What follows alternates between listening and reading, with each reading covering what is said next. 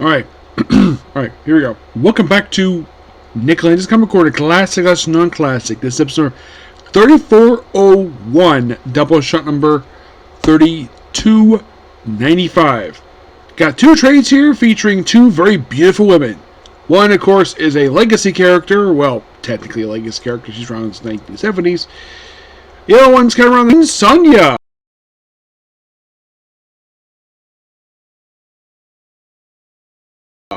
Yep, Queen Sonja. Volume 4, Son of Set. You're thinking, wait, what the heck is this title? It's a spinoff of the main Red Sonja series that lasted for 80 issues. This collects issue 16 and 20 of the series. It is written by... the writer of this book is Ava Nelson. Elgar Salazar is the artist. So mostly put, it is just Sonja if she was the queen. And mostly put, it's just her where she's a ruler of a country in the Hybrid Age. Oh, and by the way, this book, no Conan. Yeah, that's the thing about Red Sonja and Conan. Like, aside from two miniseries have had team up, but that's the thing. Aside from the two miniseries where they teamed up, where it was Conan, Red Sonja, and Conan, those two only teamed those two times where Red Sonja is licensed and owned by Dynamite. And still owned by Dynamite the very day. And I believe they're still in Red Sonja series out right now. Yeah, Red Sonja, they tend to renew the license every year. So, it's all about dealing with Set, of course, and Sonja as well, these girls. And, of course, she's the queen of this country. And it just follows up with stuff that happened in the previous issues, which I haven't read those issues per se. And at one point when they show her from the back, so wearing her regular armor, show the fact that in the back, where her rear end is, it's very little protected. Also, she's like talking to some guys, wakes up, and she's butt naked. And there's a little boy next to her. By the way, the little boy himself, don't reveal who he is, just that somehow she knows the guards. So, yeah, she gets dressed and kills a rival emperor who basically entered her territory. There's not really much to say about this. It's just a action-packed story. Tassa Doom, who was basically Sonja's nemesis, is kind of in this book per se. But I kind of need to do more of the Red Sonja, Queen Sonja before I get more thoughts in the series. But the book was actually pretty good. Give roughly a 9 out of 10. Alright, next up we have is another character. This is from the X-Men. We have the character of Magik, the younger sister of popular X-Men Colossus, who currently Marvel are not doing much to them at all. Though this book in particular didn't last for this. Actually, it's the second volume for Magik, because they had those miniseries published for her back in the 1980s. This collects the first 5 issues of Magik. Written by Ashley Allen. Yes, believe it or not, one of only like 2 books. Like, this is something though. An ongoing series where the character is a woman and the writer is also a woman. That doesn't happen very often. It does happen, but not very often. So, the thing with Magik's outfit here on the cover, it's her... It's kind of in a way back to her more traditional outfit she had prior. It's the outfit she had prior to, I think it was before the events of AVX, she had this very attire. There's stuff about the Dark Child, and most of put Colossus is here, but he's not a focused character in the book per se. No, he's not. And it's just her going on her own. You can think of this book as a side story for Magik, and unlike in the case of Storm, which had a tie into Manhunt, this book has no tie-ins to any crossovers. None. Yep. And at one point, later in the book, she looks like a Dark Child. In case you're curious, though, is Balisco, the demon who has a thing for her, is he in the book? Not really. Not really the slightest. It's more like revisiting the stuff. Okay, he's kind of here.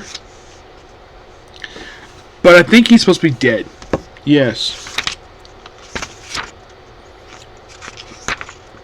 It's her basically just doing her own thing. And eventually, then she runs to her old friend, Moonstar. Yep, Moonstar of the New Mutants. Which I think this may, when this comic came, I think this was the first time she appeared since the end of New Mutants ongoing. Because any character associated with New Mutants, especially with the most recent volume, a lot of them don't do much. At least Glob is featured in X-Men. Occasionally. Yeah. Of course, bring up the Demon Bear, a classic New Mutants character, which is just a flashback. He's not in the book per se. And Daniel starts here to help out with this mission. And by the end of the book, she becomes Darkchild once again.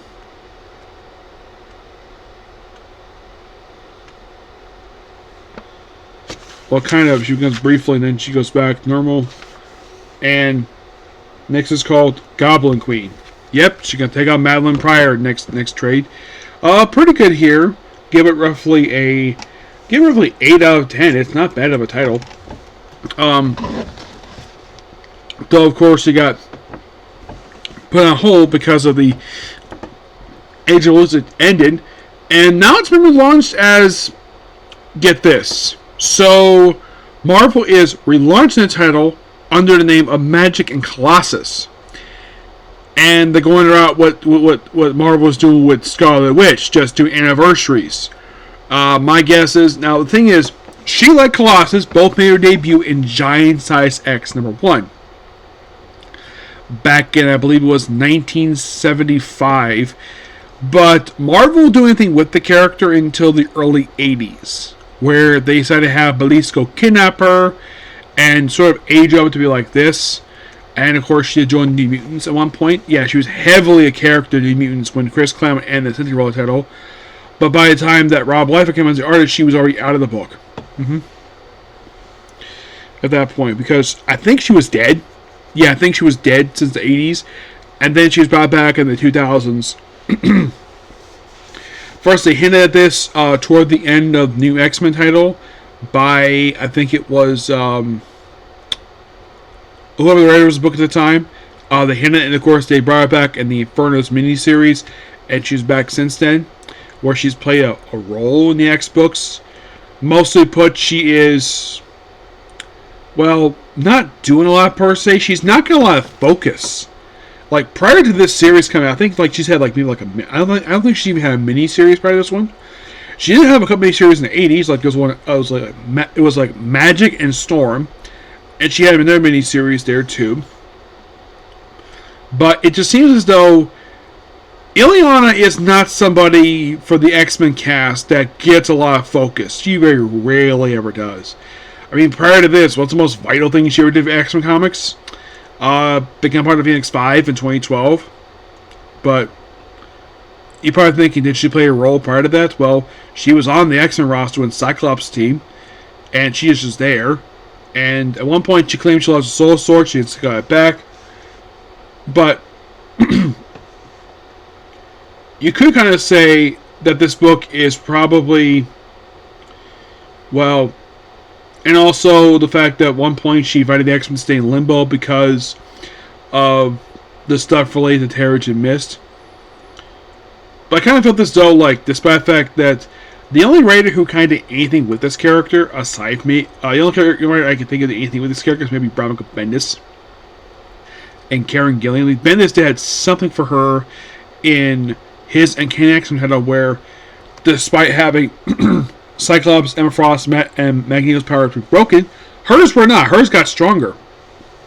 And she, of course, freed her brother from being the Juggernaut at the end of AVX, which she had been the Juggernaut for like a year. And then, like, he's like, I don't want to see you again. And then later on, they did reconcile. And from what I can tell, she was happy when her brother got engaged to Kitty, though Kitty got cold feet for some reason. Yes, and then, of course, Marvel was switcheroo on that wedding, and they had Rogue and Gambit get married instead, which they're still married this very day. So,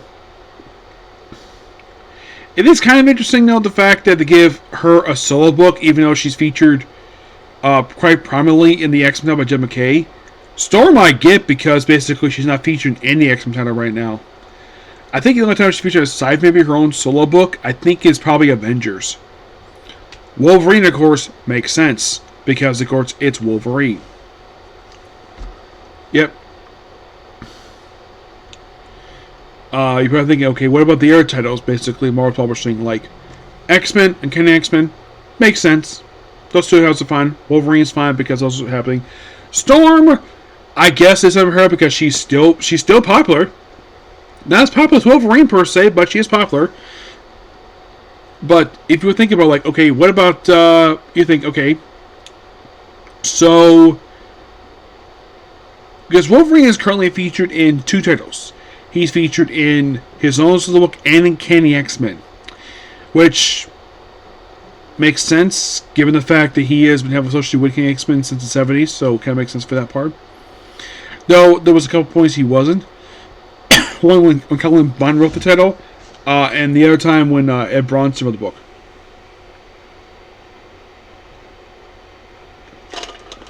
Yep. But yeah, that's pretty much a particular video. Please be sure to like, comment, subscribe, turn notifications. Next up, we have One Piece and another comic corner. Okay, thanks, people. Bye.